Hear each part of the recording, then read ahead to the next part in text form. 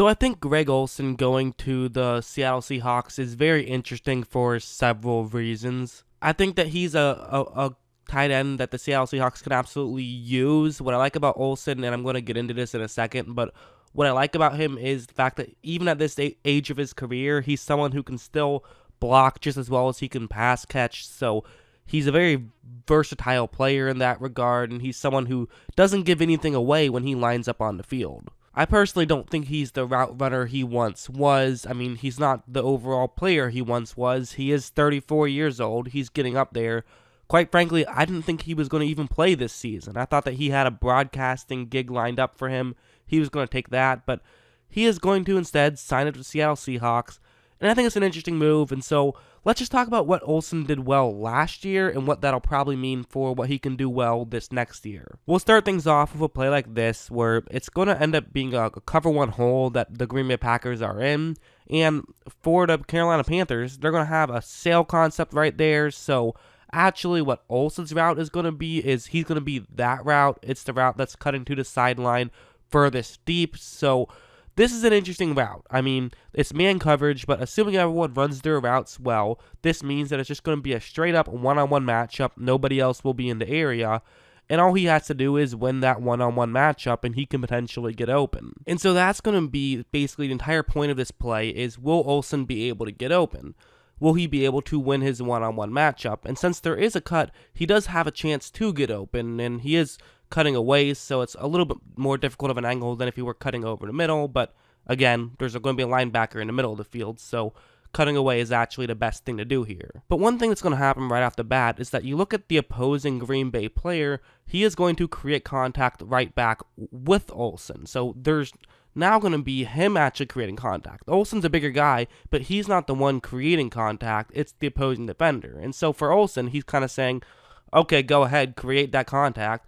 I'm bigger, you won't be able to push me out of the way, you'll slow me down a little bit, but this will result in me getting better leverage. Because as you see, he can then run through, when he cuts, now he's open, there is a window for Kyle Allen to make this throw past the first down marker, which is what they're trying to do here with this play. This isn't anything crazy. Again, I did say I think his route running isn't quite what it once was. He doesn't necessarily have the footwork that he used to have, and footwork obviously is key in getting open, but you pretty much can't try to create contact against him even at this age. It's not going to work out for you. Allen is able to make that throw. There's enough separation, and he's just that kind of guy where you give him enough room, he can maneuver in a way where he'll get you some separation. He's not going to blow you away, but he will get you, again, he'll get some separation, and that's what your job is when you're running a route. I think a lot of his catches came on a play like this one, actually, where it's going to be, again, similar defensive concept, but what's different this time is that he's going to be running that route right there, so it's going to be him running over the middle as opposed to him running to the outside.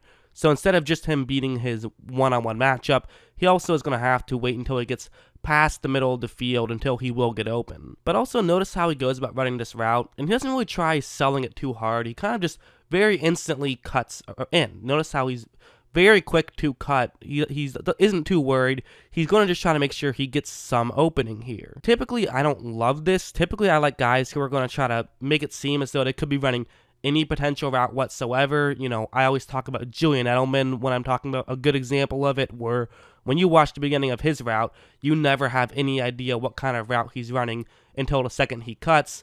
That's not Greg Olsen, but I think that's okay, because as you see, there is some opening here, and the reason for it is because he saw his assigned man, and he said, okay, you're playing a little bit further deep, I'll just cut in early, and I'll get open. Again, it's able to be a completed pass and a first down, not wide open, but Olsen realizes that at this stage in his career, he's not going to get wide open very often. He's better off just having there be a window to make the throw to him. And so if he tried to waste some time by selling as though maybe he could be cutting in any direction, that wouldn't have really done that much good, and it probably would have slowed him down. He's already not exactly running a 4-3 out there, so you might as well just cut a little bit early, make sure you get open. It's a smart veteran thing to do, I think, when you're at the sort of the tail end of your career.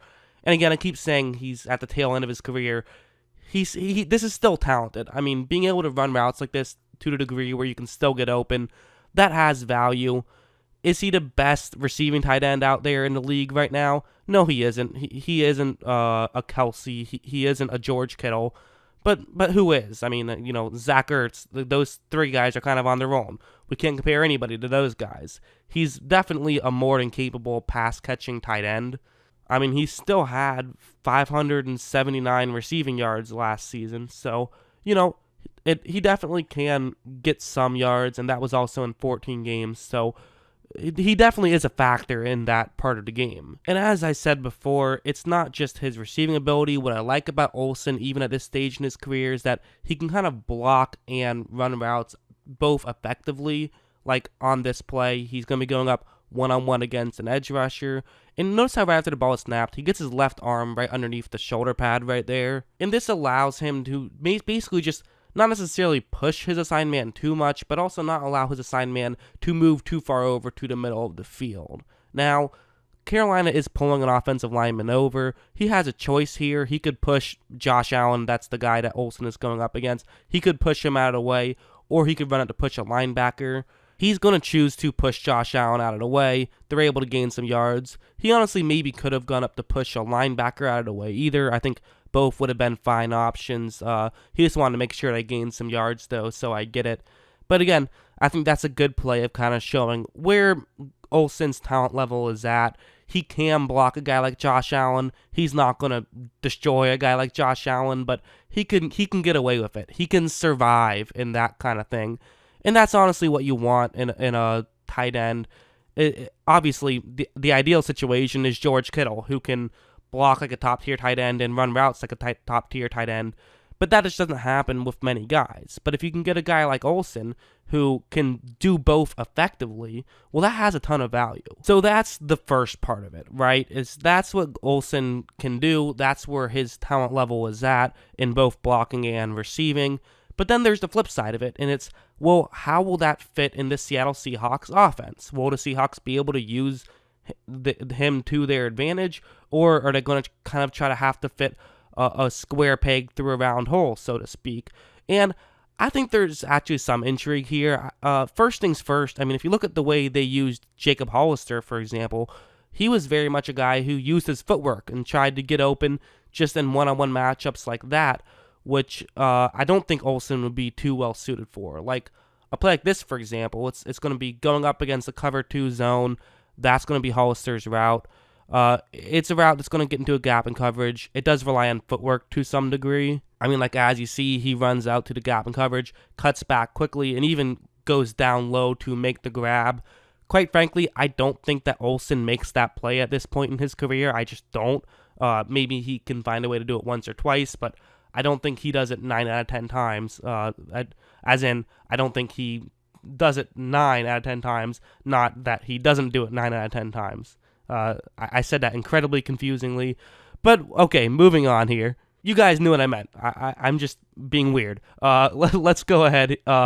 And that's kind of my point, is that I think that a play like that, where Olsen just has to try to get open on his own, that might not be too well suited to his strengths, but that's not all Seattle did. They also ran a few plays like this, where this is against the Rams. It's a cover 3 zone. What they're going to do is they're going to have the receiver on the bottom half of the screen run that route right there. The idea is that it gets the defensive back who's in charge of covering the bottom third of the screen to then run up, because that's what you're supposed to do in a cover 3, is you take away the person who's running in your area. But then they can simply just have a tight end run that route right there. This is something I could see Olsen be very good at. Like, watch. After the ball is snapped, first part of this play works out perfectly. Metcalf runs up there. Both of the Rams who are in that area also run up to make sure that they're covering him. But because of this now means that they have a tight end who is clearly going to get open. This is something that I see Olsen could definitely be good at. And I also like this play as showing it as an example, because an LA Ram did notice this and is trying to stay deep. So there's not a ton of separation, but this brings me to my last point about why I think Olsen could be a good fit for the Seattle Seahawks, and it's that he has Russell Wilson. So if he's only getting slightly open, Russell Wilson can make those throws. Like, watch how Wilson just makes a perfect throw here, and I feel like, I mean, maybe there could have been a little bit more air under it, but it was a very good throw, and I think that, it's a 9 out of 10 throw. Great throw. And I think that he can make those throws consistently. And if Olsen can consistently just get open enough, this could be a match made in heaven. That being said, I think the comparison everyone's going to bring up, or at least think about, is Jimmy Graham going to the Seahawks, where he was sort of at the tail end of his career, but really just didn't do a whole lot with Seattle. We thought he was going to play very well. He obviously was coming off of some great years with the Saints. Didn't do too much for Seattle. He had his moments, but definitely wasn't the guy who he was with the Saints. We can bring that up if we want to, but to me, that's just one example. We can't let one example, small sample size. I don't really look into that too much, to be honest. I think if your expectations are, okay, great, Seattle now has the tight end position set, they have a great tight end position now, I think you're getting a little ahead of yourself, but this definitely has value, no doubt about it, and I think that they could be fine in the tight end position at this point. So it's no longer a need, at least in my opinion, and to have plenty of guys who I think now make for good depth. And quite frankly, it seemed like whoever played tight end, Wilson found a way to throw it to them to get some first downs and some touchdowns. So I think it'll work out. But that's just my opinion. I hope you guys enjoyed this video. And of course, as always, thanks for watching.